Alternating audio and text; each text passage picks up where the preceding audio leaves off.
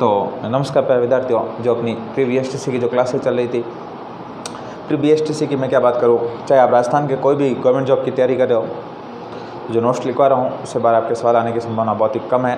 तो अच्छी तरीके से आप इन नोट्स को लिखिए और पढ़िए।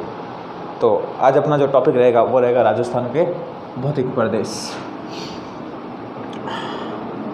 राजस्थान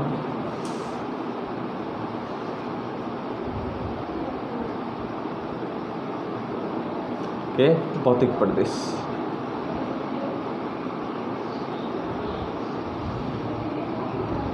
देखो, राजस्थान के जो भौतिक प्रदेश है, उन भौतिक प्रदेशों के अंतर्गत राजस्थान को 4 भागों में बांटा गया है। जैसे एक बढ़िया सा मैं मैप बनाता हूँ, इतना सुंदर मैप आज तक किसी ने नहीं बनाया, इतना सुंदर मैप बनाया। तो ये वाला क्षेत्र है वो आपके क्या है, मरुस्थल। क्या है, मरुस्थल। ये वाला क्षेत्र है वो क्या है आपके, अरावली। सॉरी दूसरा पेन यूज करता है। फिर ये वाला क्षेत्र है वो है आपके मैदान। क्या है, मैदान। और जो ये वाला जो क्षेत्र आता है इस तरह वाला, वो है आपके पठार। तो हाड़ौती का पठार, ठीक है, इस तरफ आ जाता है। तो राजस्थान की स्थिति 4 प्रकार से हो गई। आगे समझ में बड़ा ऐसा कैसा मैप, और इस प्रकार से लाइनें खींचो उस मैप के अंदर कि ये आपके मरुस्थल, ये आपकी अरावली, ये आपका मैदान और ये आपके पठार। ठीक है, तो अब इनको हम लिखने की कोशिश करेंगे कि किस प्रकार से आप समझ सकते हैं कि राजस्थान के भौतिक प्रदेशों को किन किन क्षेत्रों के अंदर कितना क्षेत्रफल है इस भौतिक प्रदेश का, उसके बारे में अपन विस्तार से जानेंगे। तो सबसे पहले अपन लिखते हैं कि राजस्थान के भौतिक प्रदेशों को कितने भागों में विभाजित किया गया है। तो राजस्थान के भौतिक प्रदेशों को आपके 4 भागों में बांटा गया है। सर्वप्रथम आपके VC मिश्रा, कौन सा व्यक्ति आता है, VC मिश्रा, जिसने राजस्थान के भौतिक प्रदेशों को 7 भागों में बांटा है। कितने भागों में बांटा है, 7 भागों में। जो इतिहासकार आते हैं, ज्योग्राफी के अंदर जिन्होंने इस भौतिक प्रदेशों को बांटा है उनके नाम लिख के साथ में लिखेंगे, ताकि आपको एग्जामर यदि कभी पूछ ले नाम देकर कि VC मिश्रा ने राजस्थान के भौतिक प्रदेशों को कितने भागों में बांटा है, तो 7 भागों के अंदर बांटा है। VC मिश्रा ने कितने भागों में बांटा है, 7 भागों के अंदर। फिर आपके SK सेन, कौन आते हैं, SK सेन, उन्होंने राजस्थान के भौतिक प्रदेशों को 3 भागों में बांटा है। कितने भागों में बांटा है, 3। फिर आपके आते हैं डॉक्टर रामलोचन सिंह। क्या नाम आता है, डॉक्टर रामलोचन सिंह। बंद करना उसको, थोड़ा सा पानी गिरेगा वरना। डॉक्टर रामलोचन सिंह, इसने राजस्थान को 2 भागों में बांटा है, 4 उपभागों के अंदर बांटा है और 12 लघु भागों के अंदर बांटा है। तो सारों की चीज़ें हम अपने विस्तार के रूप में यहाँ पर लिखेंगे। तो सर्वप्रथम जानते हैं VC मिश्रा।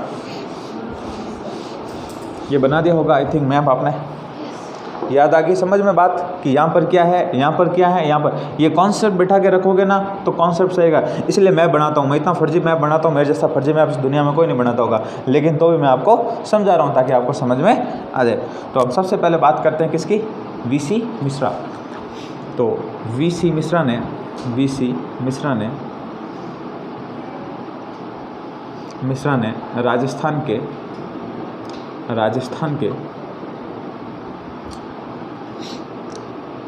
भौतिक प्रदेश को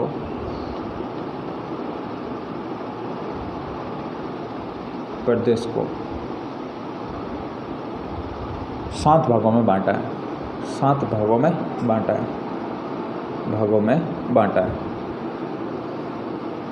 फिर मैंने दूसरा आपको बताया था SK सेन। क्या नाम बताया था, SK सेन ने राजस्थान के भौतिक प्रदेशों को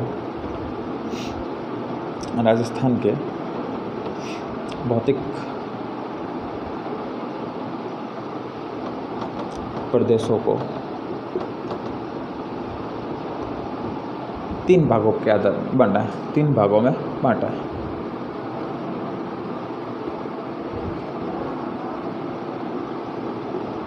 किसके आधार पर बांटा है, जलवायु के आधार पर।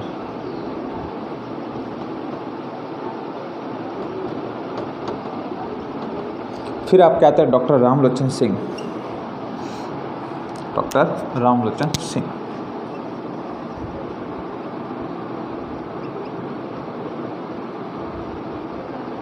रामलोचन सिंह ने डॉक्टर रामलोचन सिंह ने राजस्थान के भौतिक प्रदेशों को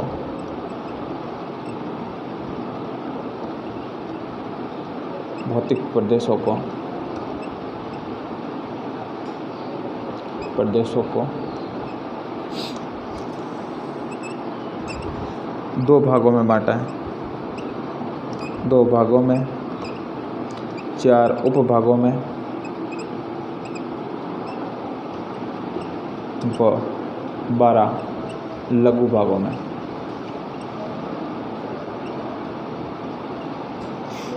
बांटा। ध्यान दीजिए, ये जो 12 गुना वाला सवाल है अभी EORO का एग्ज़ाम हुआ था उसके अंदर आपके पूछा गया था, EORO के अंदर, ठीक है ना। तो उसका अपन को थोड़ा सा ध्यान रखना है। तो 3 चीज़ें मैंने आपको बताई। VC मिश्रा ने राजस्थान के भौतिक प्रदेशों को 7 भागों में बांटा। SK सेन आते हैं, उन्होंने 3 भागों के अंदर बांटा, ठीक है। और फिर आपके डॉक्टर रामलोचन सिंह आते हैं, उन्होंने राजस्थान के भौतिक प्रदेशों को आपके 2 भागों के अंदर, 4 उपभागों में और 12 लघु भागों के अंदर बांट दिया था। अब अपन राजस्थान के जो भौतिक प्रदेश सामान्यतः कितने भागों में बांटे गए उनके बारे में चर्चा करेंगे। तो ये आई थिंक आपने उतार लिया होगा।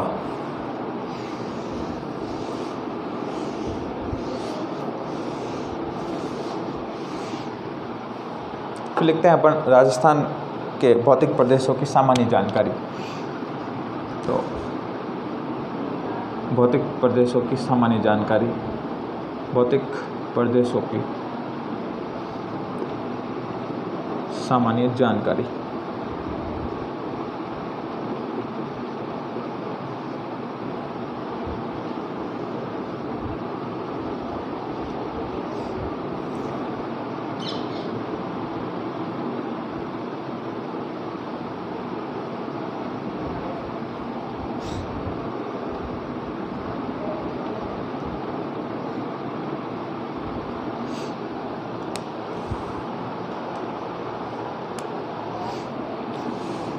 तो यहाँ लिखते हैं क्षेत्रफल, जनसंख्या, ठीक है ना, और प्रमुख जिलों के अंदर जहाँ विस्तार है, मृदा, कौन सी मिट्टी पाई जाती है उसके बारे में, और साथ साथ में जलवायु। तो ये चीज़ें आपको लिखनी है, क्षेत्रफल, जनसंख्या, मृदा और जलवायु। सबसे पहला जो क्षेत्रफल आएगा अपना वो आएगा आपके मरुस्थल। तो मरुस्थल,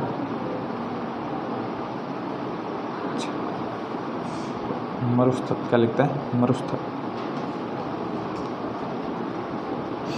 ठीक है। उसके बाद जो आएगा आपके अरावली,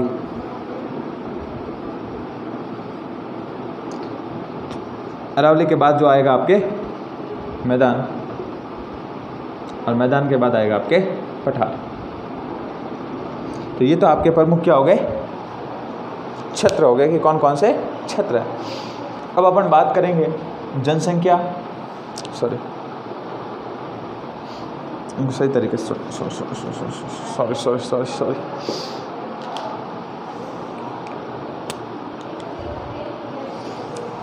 सबसे पहले लिखते हैं एरिया, ए लिखता हूँ ना,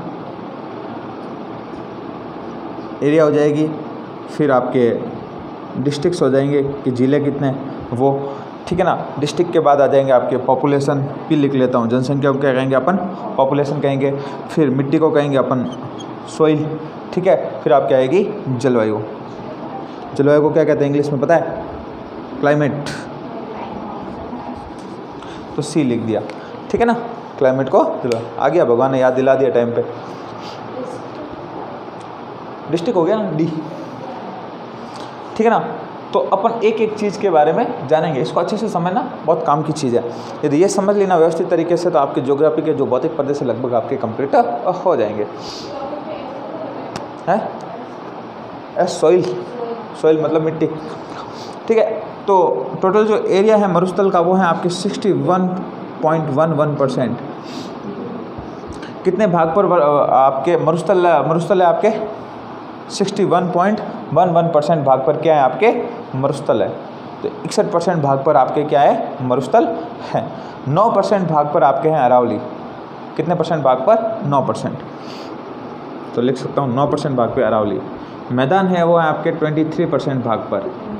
तो अब देखो कितने बच गए, जोड़ो, जो बच गए वो क्या हो जाएगा आपका पठार। तो लगभग 7% कह सकता हूँ, ठीक है, या 6.89%, क्योंकि देखो 61.11 है, इधर देखो 61.11 है। 11 का यदि 100 में से 11 निकालें तो कितने 89 बचते हैं। तो 6.89% क्या हो गया आपके पठार। आ गई बात समझ में कि नहीं आई।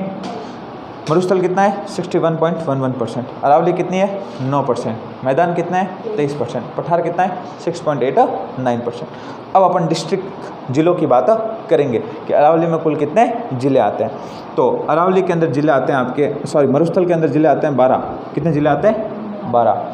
अरावली है, अरावली के अंदर जिले आएंगे 13। कितना आएंगे 13। अरावली के अंदर कितने हो गए 13। मैदान के अंदर आएंगे आपके टोटल 10 जिले। कितने जिले आएंगे 10। और पठार के अंदर आएंगे आपके 11 जिले। आप कहोगे सर ज़्यादा हो रहे, ज़्यादा कोई बात नहीं, क्योंकि आधे जिले इसके अंदर भी आ सकते हैं, आधे इसके अंदर भी आ सकते हैं, ठीक है ना। हाँ ठीक है ना। तो इसके अंदर आपके कितने आएंगे 11 आ जाएंगे, ठीक है ना। अब देखो आगे अपन बात करेंगे। फिर अपने पास क्या है पॉपुलेशन, जनसंख्या, कि जनसंख्या सबसे ज़्यादा कहाँ पर रहती है। तो सबसे ज़्यादा जनसंख्या कहाँ पर रहेगी मैदान में रहेगी, लेकिन अपने यहाँ पर कहाँ पर है मरुस्थल में। कहाँ है मरुस्थल के अंदर, ठीक है ना। तो पॉपुलेशन कितनी है यहाँ पर 40%। कितनी परसेंट 40। रुको दूसरे पेन से लिखते हैं, मिक्स नहीं होगा। पॉपुलेशन 40%। अरावली है उसके अंदर पॉपुलेशन कितनी है 10%। कितनी है 10%। मैदान है वहाँ पर पॉपुलेशन कितनी है 39%। कितनी परसेंट है 39। तो कितना हो गए 11% बच गया आई थिंक। तो 11% कहाँ पर हो जाएगी आपके पठार के अंदर। 11% जनसंख्या कहाँ पर है आपके पठार में। फिर आपके सोइल, मिट्टी कि कौन कौन सी मृदा है किन किन क्षेत्रों के अंदर पाई जाती है। तो आपके मरुस्थल है, मरुस्थल के अंदर कैसी मिट्टी होगी बलुई या रेतीली मिट्टी। तो क्या लिखेंगे अपन बलुई या रेतीली मिट्टी। बलुई।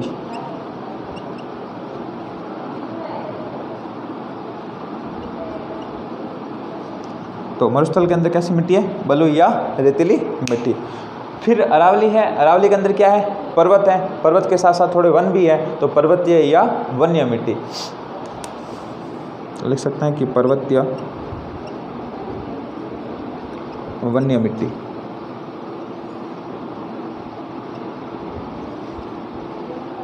फिर आपके मैदान आता है, मैदान के अंदर हमेशा कैसी मिट्टी होती है जलोढ़ मिट्टी। उपजाऊ मिट्टी होती है तो कैसी मिट्टी होगी जलोढ़ मिट्टी।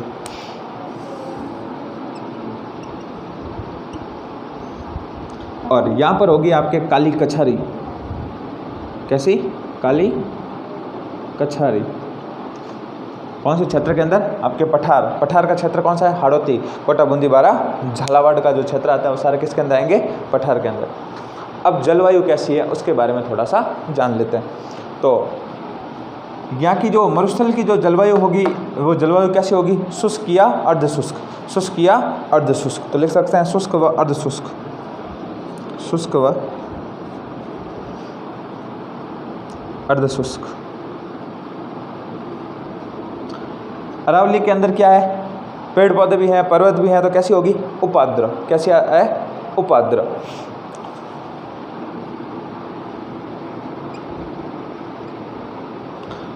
मैदान की है वो है कछारी आर्द्र। कछारी आर्द्र। और जो पठार है उसकी है अति आर्द्र। अति आर्द्र। ये आपके होगी प्रमुख रूप से भौतिक प्रदेशों का क्या हो गया आपके बंटवारा हो गया। आई बात समझ में। यहाँ से भी बहुत बार काफ़ी सवाल पूछे जाते हैं। तो ये आपको व्यवस्थित रूप से क्या करना है ध्यान रखना है। तो क्या है मरुस्थल कितने परसेंट पे 61.11% के ऊपर आपके क्या है मरुस्थल है।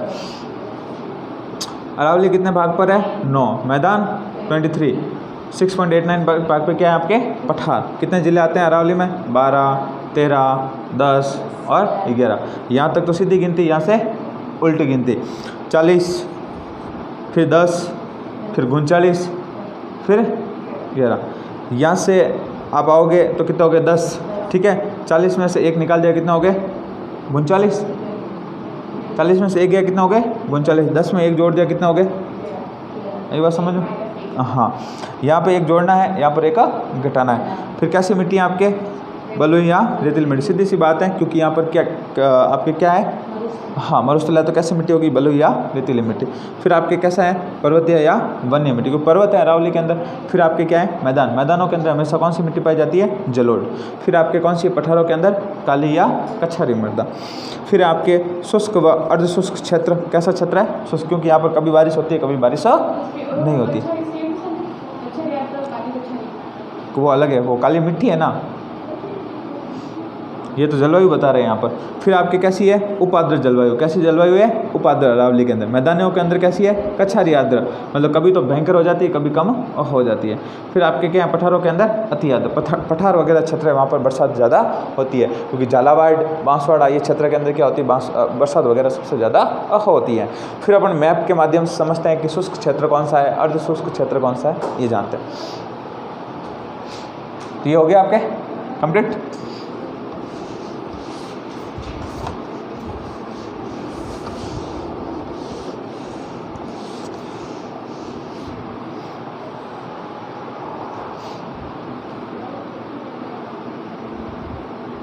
वाह, इतना शानदार बन गया, उम्मीद नहीं की थी। ये तो बढ़िया बनाया मैंने। ठीक है, ये आपके क्या है? मरुस्थल वाला क्षेत्र है। और ऐसे क्षेत्र हैं जहाँ पर हमेशा कैसी जलवायु रहती है? शुष्क। क्योंकि जैसलमेर वगैरह ऐसा क्षेत्र है, वहाँ पर बिल्कुल भी बरसात नहीं होती है, 1% या 2%। हाँ, चित्र बनाना है, चित्र के अंदर ही तो भरोगे, फिर समझोगे कैसे है कि शुष्क कौन सा है और शुष्क कौन सा है। जैसलमेर वगैरह वाला क्षेत्र क्या है? शुष्क। फिर आप क्या जाओगे? पाली, जोधपुर वगैरह, वो क्षेत्र कैसा है? अर्धशुष्क। कैसा है? अर्धशुष्क। कैसा है? अर्धशुष्क। यहाँ शुष्क, फिर यहाँ क्या हो जाएगा आपके? अर्धशुष्क। फिर आपके आएगा अरावली। अरावली के अंदर मैंने क्या बताई थी? कैसी जलवायु है? उपाद्र। कैसी है? उपाद्र। फिर मैंने आपके मैदान बताए थे, मैदान के अंदर कैसी है? कछारी आर्द्र। और हाड़ौती के पठार के अंदर अति आर्द्र। ठीक है, तो बनाओ ऐसे कैसे बढ़िया सा मैप।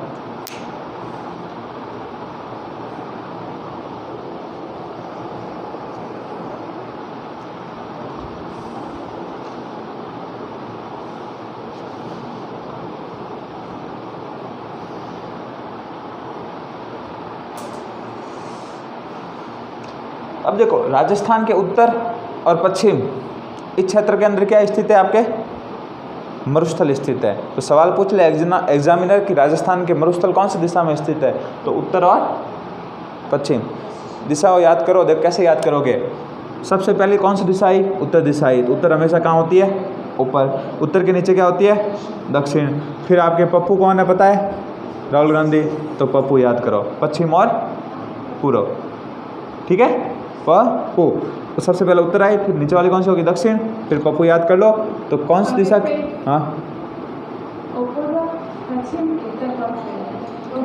अब तुम्हारे हिसाब से जहाँ तुम खड़े हो, तुम्हारे हिसाब से उत्तर दिशा सामने वाली है।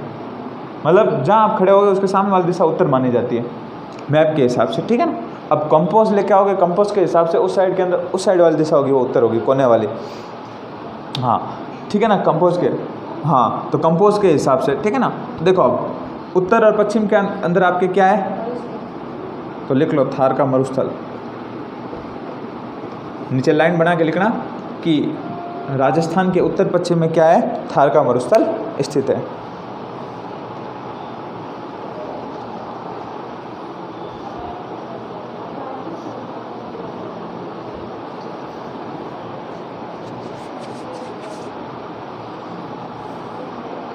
लिखा।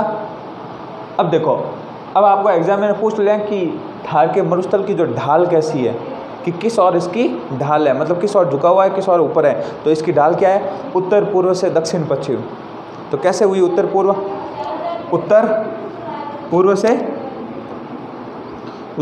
से दक्षिण पश्चिम। तो लिखो उत्तर पूर्व से दक्षिण पश्चिम, नीचे लिख लेना है ना साइड में, इस मैप के अंदर मत बना वरना पूरी सिर्फ कांटा साटी हो जाएगी, ठीक है ना। नीचे लिख लेना उत्तर पूर्व से दक्षिण पश्चिम ढाल, उत्तर पूर्व से दक्षिण पश्चिम,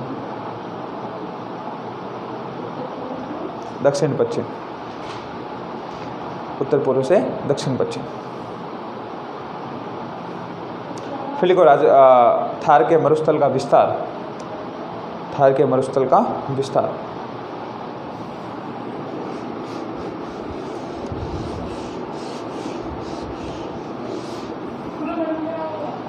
ना विस्तार लिखा देते हैं, बाकी कल पढ़ लें। तो ये वाला जो क्षेत्र है ना वो आपके क्या है, थार का मरुस्थल। तो इसकी जो विस्तार है वो कितना है, 640 किलोमीटर। कितना किलोमीटर है, हाँ, तो लिखो 640 किलोमीटर। तो क्या है इसका लंबाई, 640 किलोमीटर क्या है लंबाई, ठीक है। ऊपर से नीचे इसकी लंबाई कितनी है 640, चौड़ाई है 308 किलोमीटर। चौड़ाई कितनी है 308 किलोमीटर चौड़ाई, ठीक है ना। 308 किलोमीटर तो क्या है इसकी चौड़ाई है, ठीक है ना। इसकी जो ऊंचाई है वो है आपके 200 से 300 मीटर के बीच।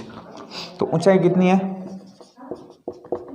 ऊंचाई 200 से 300 मीटर के बीच में, ठीक है ना। तो उस ऊंचाई आपके लिख सकते हैं 200 से 300 मीटर की क्या है इनके बीच में ऊंचाई है।